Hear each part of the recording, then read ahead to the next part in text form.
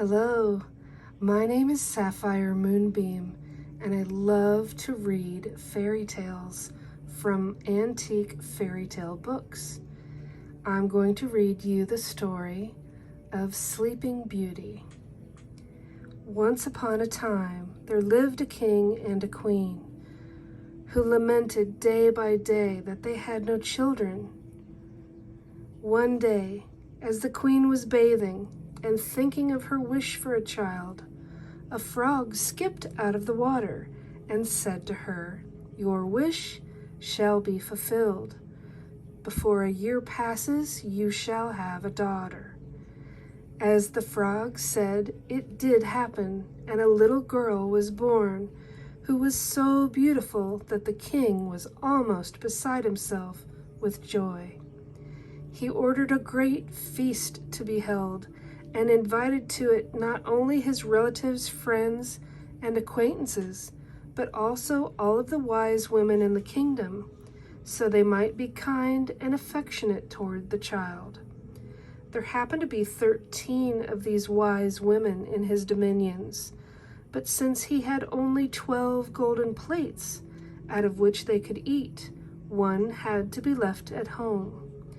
The party was celebrated with all the magnificence possible, and as soon as it was over, the wise women presented the infant with their wonderful gifts, one with virtue, another with beauty, a third with riches, and so on, until the child had everything that is to be desired in the world.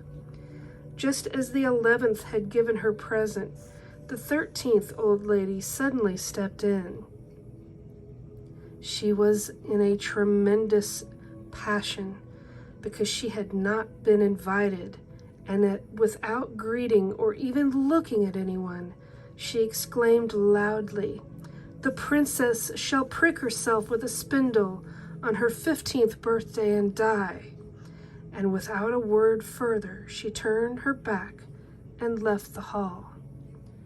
All were terrified, but the 12th fairy, who had not yet spoken her wish, then stepped up, and because she could not take away the evil wish, but only soften it, she said, "She shall not die, but shall fall into a sleep of 100 years' duration."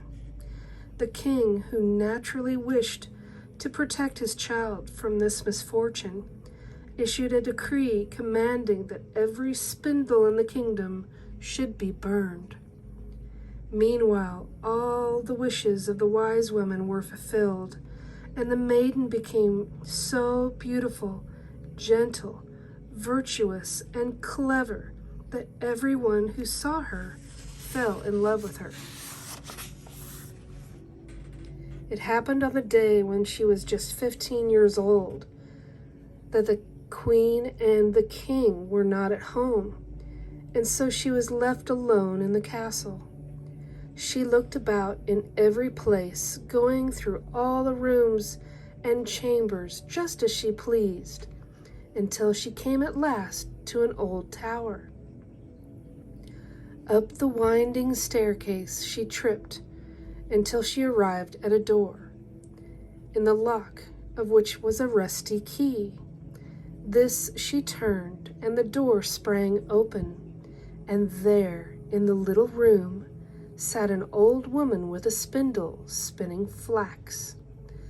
"Good day, my good old lady," said the princess. "What are you doing here?" "I am spinning," said the old woman, nodding her head. "What thing is that which twists around so merrily?" inquired the princess, and she took the spindle to try her hand at spinning. Scarcely had she done so when the prophecy was fulfilled, for she pricked her finger, and at that very moment she fell back upon a bed which stood near, and lay in a deep sleep. This sleep extended over the whole palace. The king and queen, who had just come in, fell asleep in the hall, and all their courtiers with them, the horses in the stables, the doves upon the eaves, the flies upon the walls, and even the fire upon the hearth, all ceased to stir. The meat which was cooking ceased to frizzle, and the cook, at the instant of pulling the kitchen boy's hair, lost his hold and began to snore too. The wind also fell entirely, and not a leaf rustled on the trees around the castle.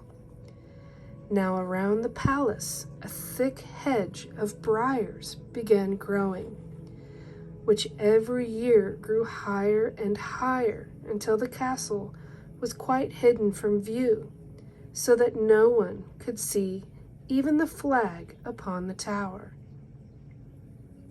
But the story went through the land of the beautiful maiden Briar Rose, for so was the sleeping princess named, and from time to time princes came and tried to pass through the hedge into the castle, but it was not possible, for the thorns held them as if by hands, and the youths were unable to release themselves, and so perished miserably.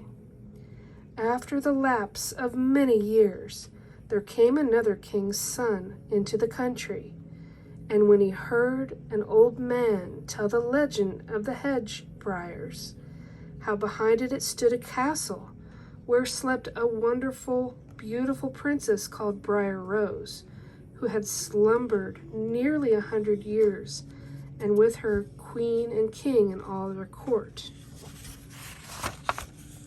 The old man further related that he had heard from his grandfather that many princes had come and tried to penetrate the hedge and had died a miserable death. But the youth was not to be daunted, and however much the old man tried to dissuade him, he would not listen, but said, "I fear not. I will see this hedge of briars."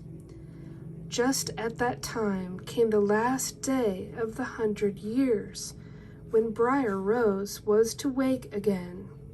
As the young prince approached the hedge, the thorns turned to fine large flowers, which of their own accord made a way for him to pass through, and again it closed behind him.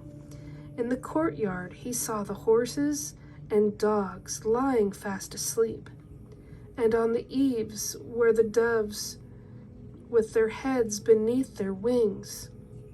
As soon as he went into the house, there were flies asleep upon the wall. The cook still stood, with his hands of the hair of the kitchen boy, the maid at the board with the unplucked fowl in her hand. He went on, and in the hall he found the courtiers lying asleep, and above and by the throne there were the king and the queen. He went on farther, and all was so quiet he could hear himself breathe. At last he came to the tower and opened the door of the little room where slept Briar Rose. There she lay, looking so beautiful that he could not turn away his eyes, and he bent over and kissed her. Just as he did, she awoke, opened her eyes, and greeted him. She greeted him with smiles. They went down together, and immediately the king and queen awoke, and the whole court, and all stared at each other in wonder. Now the horses in the stable got up and shook themselves. The dogs wagged their tails. The doves upon the eaves drew their heads from under their wings, looked around, and flew away. The flies upon the walls began to crawl, the fire to burn brightly, and to the cook the meat again began to frizzle. The cook gave his lad a box upon the ear, which made him call out, and the maid began to pluck the fowl furiously. The whole palace was once more in motion, as if nothing had occurred, for the 100 years' sleep had made no change in anyone.